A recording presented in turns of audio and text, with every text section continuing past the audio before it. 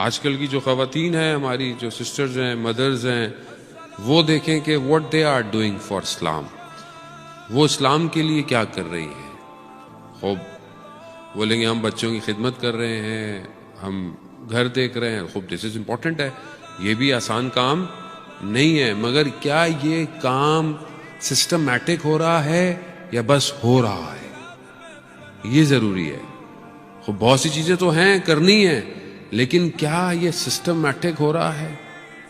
اسلام منع نہیں کرتا ہے وومن امپاورمنٹ کو، خاتون کام نہ کرے، اسلام منع نہیں کرتا، اسلام کہتا ہے کام کرے۔ حضرت خدیجہ اس دور میں کہ جو جہالت کا الٹریٹ دور، کہ جہاں پر خاتون کی عزت ہی نہیں ہے، اس دور کے اندر حضرت خدیجہ بزنس کر رہی ہیں، کاروبار کر رہی ہیں، اور اس وقت ان کے القاب کیا ہیں؟ طاہرہ، یعنی پاکیزہ۔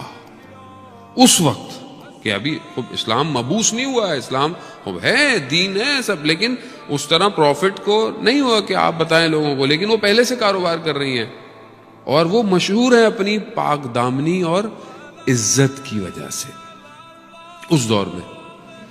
تو آج اگر کوئی خاتون کام کرتی ہے، جاب کرتی ہے، بزنس کرتی ہے، تو کیا اس نے اپنے آپ کو پاک دامن رکھا ہوا ہے؟ یہ ضروری ہے۔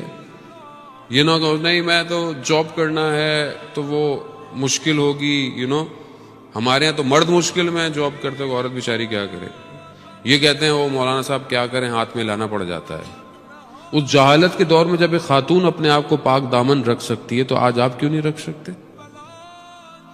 خوب آپ سب کر سکتے ہیں اگر چاہیں، اگر نہیں چاہیں تو we have hundreds of excuses, بہت ہے ہمارے پاس۔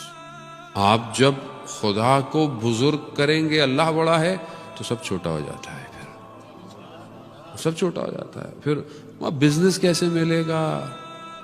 کام آگے نہیں بڑھے گی۔ بزنس اس نے دینا ہے کہ اللہ نے دینا ہے؟